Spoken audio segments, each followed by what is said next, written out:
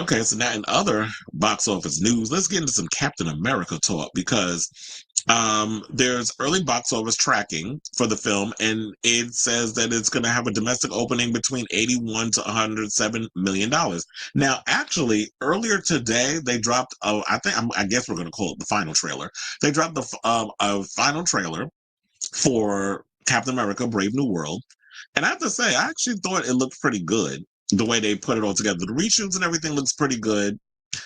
Um, it seems like they're focusing a lot on the adamantium and all the other stuff and how it's gone haywire, and I guess they're using it to that. I'm wondering if that's going to be a way for them to kind of include the X-Men or something or another. It seems like they're trying to rush that in, but for the most part, I'm still on the fence about it because I guess it's maybe because I've heard so much that with the reshoots and all that other stuff that I'm a little skeptical. But a friend of mine was like, "We going to the movies to see this, right?" And I'm like, "I guess."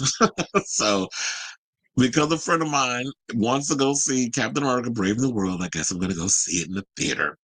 But so yeah, it's tracking the gross between 81 to 107 million. But to be honest, that doesn't sound bad. However, I guess according to MCU standards, they're implying that it's kind of a low number. So according to Deadline, it's saying it's less than 5 weeks until the first big opening of 2025, that being Disney/Marvel Studios' Captain America: Brave New World, which hit tracking service Quorum and is expected to do 86 to 95 million over the 4-day Valentine's Day President's Day weekend on February 14th. The Friday through Monday figure is also bound to be 100 million plus at this point in time. Now, that projection takes into account the change up in cast in Captain America franchise and the overall reset of the franchise. The next installment is a grounded title a la 2014's Captain America Winter Soldier, which opened at 95 million over 3 days on April 4 to 6. Well, here's the thing. The thing with Captain America Winter Soldier, I have to say, is one of my all-time favorite Captain America movies. That is like at the top. Like, and of course, I like Endgame and the other one that came before. Oh, Jesus, I forgot what the Infinity War, Endgame, but Captain America Civil War. Well, I like Captain America Civil War, but Captain America Winter Soldier, that is like at the top of my list of all time favorites. I could watch that movie a million times and not get bored. So with this number and stuff projecting, my Valentine's Day week is going to be pretty busy because not only do I want to see this, but I also want to see Hard Eyes because y'all already know I love my slasher movies. So I definitely want to see Hard Eyes. So I think I'm going to go see both over the weekend and I'll let you guys know how it is. But while I am pretty much excited for anything to do with Marvel, and I'm hoping and praying that Marvel can get it together because y'all have been kind of stumbling a little bit post phase 3. There's been a couple of movies that have come out that were good, but then a lot of them with the shows and the movies and stuff have kind of been more miss than hit for me. And I've been relatively disappointed. You already know I was disappointed. Well, um, the Marvels, it was watchable, but I was disappointed. Ant-Man and the Wasp, Quantumania, despised that movie. After 20 minutes, it was just background noise for me. I really just checked out because I don't know what the hell happened with that film. I was relatively disappointed with um, Doctor Strange and the Multiverse of Madness. There was just too much going on in that film. It felt more like a Sam Raimi film versus me watching. It was like him doing Evil Dead in the world of Doctor Strange rather than giving me a Doctor Strange sequel. So there were parts of that that irritated me too. Um, Eternals was a little too long for me, a little too boring. There were parts of the movie that I enjoyed, but for the most part, I was like, oh my God, this film was dragging. And I didn't care how many damn celebrities you had up in it or big names. It just, I was bored with that freaking film. So a lot of the movies that was in that phase was just, I was relatively disappointed. And I'm really hoping that they can get it together as we move into 2025 with all these films coming out between Captain America: Brave New World and also with, and I'm not holding my breath, but with Fantastic Four. I've been disappointed with every Fantastic Four. Like, I mean, the ones with Jessica Alba and Ian Griffith and Chris Evans, that was watchable, but the second one, Rise of Silver Surfer, was terrible. And I already know we're getting Silver Surfer coming out again with Julia Garner, who's going to have a big year because she's about to be in a new movie this week, Wolfman, which I'm actually looking forward to. So, um, I'm hoping that we can finally get a good Fantastic Four after being disappointed so many times. And I like Michael B. Jordan in the other one. The movie was just bad, though. He was good in it, but the movie was bad. And somebody also brought this up, sidebar, since we talking about Fantastic Four. Somebody actually brought, I think I was watching Christian Harloff's show, the one he does, Capes and Cowls, because that's like out of all the shows he does, that's my favorite panel with him, Winston, and Coy. He was talking about something where they said they should do it all, but because somebody was being ignorant and making a comment about, well, if they make Keke Palmer Rogue, then y'all need to pick Sydney Sweeney as Storm. And it was like, you clear people, when y'all always try to use that as your argument, sometimes I be wanting to dive through the screen and smack y'all upside your head. I'm like, really?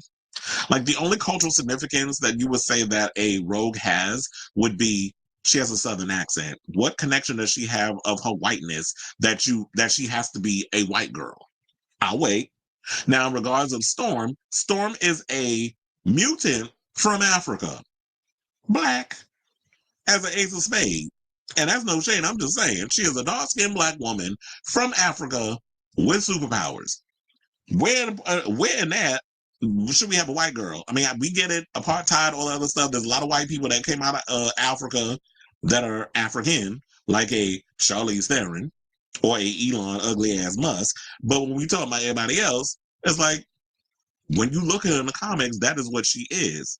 And if it's a specific connection of culture, you can't change up the race because that's what that is. The same thing with Black Panther. So I always hate having that damn argument. But somebody brought up, they was like, they should do an all black Fantastic Four. I was like, that would probably be cool. Who we get to play, the all black Fantastic Four? That might actually be an interesting idea to see that. But you already know the mad white people and stuff. I can't change their race, all that other mess. But I'm like, if you got an interesting idea where you could tell it from a different standpoint and change up the whole race and do that, Hollywood would never do it because they like to pretend that they're, all inclusive.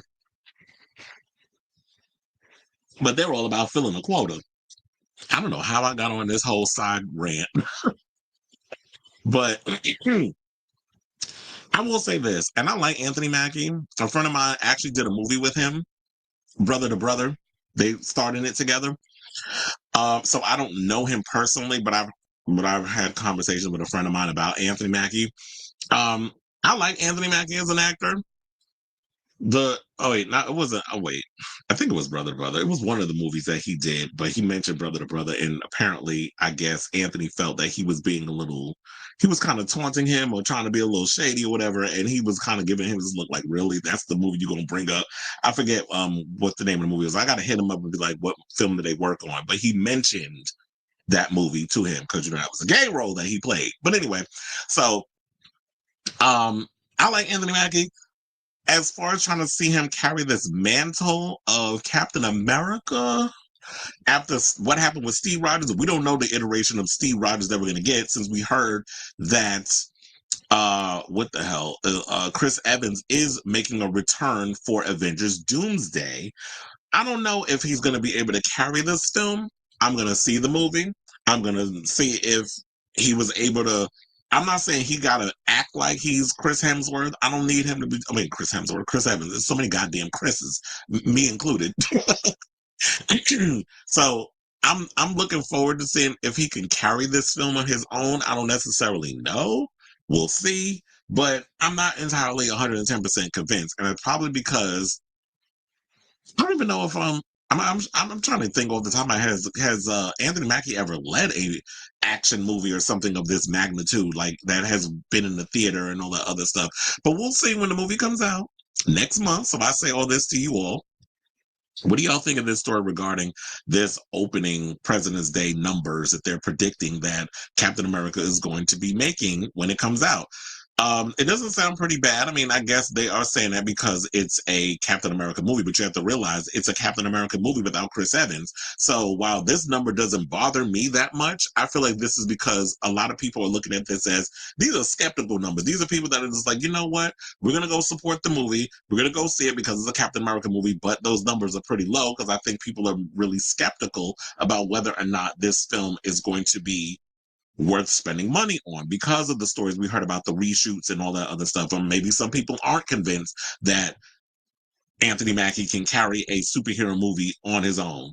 I mean, quiet as it's kept, a lot of y'all didn't really watch Falcon and Winter Soldier either. So let me know what you guys think of this story in the comments down below.